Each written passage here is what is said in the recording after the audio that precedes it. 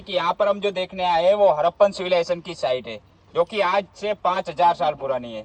हड़प्पा की अगर हम बात करें तो हड़प्पन सिविलाइजेशन की भारत, पाकिस्तान, अफगानिस्तान और बलूचिस्तान, इन सभी को मिलाकर हड़प्पन सिविलाइजेशन की 2000 प्लस साइट है। इसके अंदर अगर हम मेजर साइट की बात करें तो मेजर जो साइट है वो दो पाकिस्तान के अंदर है, हड़प्पा एंड मोहनजोदारो। इंडिया के अंदर बात करें तो हरियाणा के अंदर राखीगढ़ी है, पंजाब के अंदर गनेरीवाला है, राजस्थान के अंदर कालीबंगन है और अहमदाबाद के पास में एक लोथल है गुजरात के अंदर, और ये धोलावीरा। ये मेजर साइट है हड़प्पा की। और इसके अंदर धोलावीरा की अगर जो बात करें तो धोलावीरा के अंदर ये जो साइट देखने को मिली है वो कैसे देखने को मिली उसकी अगर बात करी जाए तो 1960 के अराउंड की बात है। गांव के अंदर एक डैम का एक्सकेवेशन का काम चल रहा था, जिसके अंदर गांव के लोकल लोग काम कर रहे थे।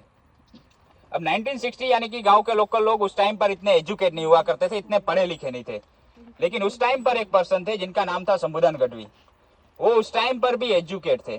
तो गांव के लोकल लोगों को क्या है कि जब डैम एक्सकेवेट कर रहे थे, यहाँ पर है ये साइट है एक्सकेवेटेड और इस साइड यहाँ पर 500 मीटर दूर एक डैम बन रहा था। अब जो डैम के अंदर एक्सकेवेशन का काम चल रहा था उसके अंदर जो गांव के लोकल लोग काम कर रहे थे, उसके अंदर गांव के लोकल लोगों को आज से 5000 साल पहले जो ये हड़प्पा के लोग बीड्स वगैरह बनाया करते थे, उन लोगों के टेराकोटा से बर्तन वगैरह बनाया करते थे, उनके टूटे हुए अवशेष मिलते रहते थे गांव के लोकल लोगों को। तो गांव के लोकल लोगों ने क्या करा, सारी चीजें शंभुधन गढ़वी को बताई। शंभुधन गढ़वी ने उन चीजों में इंटरेस्ट दिखाया और सारी चीजें इकट्ठा करनी स्टार्ट करी और जहां पर डैम बन रहा था वहां पर रिसर्च करनी स्टार्ट करी। तो रिसर्च करते करते शंभुधन गढ़वी को यहाँ से एक सील देखने को मिला। सील यानी कि उस टाइम का उन लोगों का स्टैंप, जैसे आजकल हम स्टैंप बनाते ना, वैसे उन लोगों का स्टैंप हुआ करता था कि जिस पर वो लोग एनिमल्स की पिक्चर्स ड्रॉ करा करते थे। हाँ 1960। अब जो स्टैंप देखने को मिला उसके ऊपर वो लोग एनिमल्स की पिक्चर्स ड्रॉ करा करते थे। अब शंभुधन गढ़वी को जो स्टैंप देखने को मिला ना वो यूनिकॉर्न एनिमल का स्टैंप था। यूनिकॉर्न एनिमल जो आजकल हम इमेजिन करते हैं कि ऐसा कोई एनिमल हो सकता है, वो स्टैंप देखने को मिला। तो शंभुधन गढ़वी को लगा कि उनको कुछ खास चीज देखने को मिली है, कुछ अलग चीज देखने को मिली है। उन्होंने क्या करा, जितनी भी चीजें देखने को मिली थी वो यहाँ से 120 किलोमीटर दूर भुज नामक शहर है जहाँ पर कच्छ म्यूजियम कर एक म्यूजियम है, उस म्यूजियम में भेजी। वहां से सारी चीजें गई बड़ौदा म्यूजियम के अंदर और बड़ौदा से सारी चीजें गई दिल्ली नेशनल म्यूजियम के अंदर। और दिल्ली नेशनल म्यूजियम के अंदर सारी चीजें जाने के बाद वहां पर सारी चीजों की रिसर्च वगैरह हुई, कार्बन डेटिंग वगैरह हुई। तो मालूम पड़ा कि ये जितनी भी सारी चीजें देखने को मिली है वो आज से 5000 साल पुरानी हड़प्पन पीरियड्स की है। ये मालूम पड़ने के बाद आर्कोलॉजिस्ट ने डिसाइड करा कि वो धोलावीरा में आएंगे, रिसर्च वगैरह स्टार्ट करेंगे। जगतपति जोशी नामक आर्कोलॉजिस्ट और उनकी टीम यहाँ पर धोलावीरा के अंदर आए एंड रिसर्च वगैरह स्टार्ट करी। रिसर्च वगैरह स्टार्ट करने के बाद 1967 में धोलावीरा को पहली बार अनाउंस किया गया कि धोलावीरा के अंदर हड़प्पन सिविलाइजेशन के कोई भी एविडेंस देखने को मिल सकते हैं। 67 में पहली बार अनाउंसमेंट हुई। उसके बाद एक्सकेवेशन का जो काम है वो स्टार्ट हुआ 1990 के अंदर। 1990 के अंदर पूरी साइट का एक्सकेवेशन का काम स्टार्ट हुआ, जो कि कराया डॉक्टर रविंद्र बिष्ट ने, जिनको RS बिष्ट के नाम से जाना जाता है, जिन्होंने 15 साल तक काम चलाया 2005 तक। उसके बाद काम रोक दिया गया। 15 साल तक काम चला और 15 साल के अंदर साइट का अभी तक सिर्फ 15 से 20% ही काम पूरा हुआ है। पूरी साइट अभी तक एक्सकेवेट नहीं करी गई है। पूरी जो साइट है वो 100 हेक्टर यानी कि 250 एकड़ में फैली हुई है, 250 एकड़ में पूरी साइट फैली हुई है, जिसके अंदर से सिर्फ 15 से 20% अभी तक काम हुआ है। उसके अंदर उन लोगों की बात करें तो उन लोगों के 3 अलग अलग टाउन हमको देखने को मिले, upper town, middle town and lower town. ऐसे 3 अलग अलग टाउन देखने को मिले। एग्जैक्ट सामने जो आपको दिख रहा है ये हिल जैसा, ये उन लोगों का अपर टाउन है।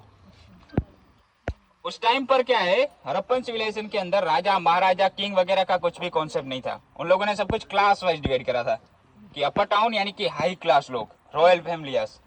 मिडिल टाउन के अंदर पूरा मार्केट एरिया देखने को मिला है कि दोनों साइड दुकान और बीच में से आने जाने के लिए रास्ता। और लोअर टाउन के अंदर जो लोअर क्लास के जो एग्रीकल्चर वगैरह करते थे वो लोअर टाउन में रहेंगे। ऐसे क्लास वाइज उन लोगों ने डिवाइड करा था।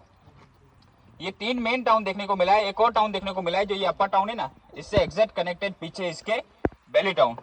बेली टाउन की अगर बात करें तो बेली टाउन के अंदर उन लोगों जो अपर टाउन में रॉयल फैमिलीज रहेगी, उन लोगों के जो नौकर चाकर काम करेंगे वो बेली टाउन के अंदर रहेंगे। बेसिकली अपर टाउन का सर्वेंट क्वार्टर भी हम बोल सकते हैं बेली टाउन को। फिर धोलावीरा जो इन लोगों की मेन जानी जाती है रेन वाटर हार्वेस्टिंग सिस्टम के लिए। पूरा जो शहर है वो 2 नदी किनारे बसा हुआ था, Manhar river and Mansar river. Manhar and Mansar दोनों सीजनल रिवर हुआ करती थी। जिसका पानी वो लोग ऐसे रिजर्वर के थ्रू स्टोर किया करते थे। साइड के चारों तरफ उन लोगों ने ऐसे टोटल 16 रिजर्वर्स बनाए थे।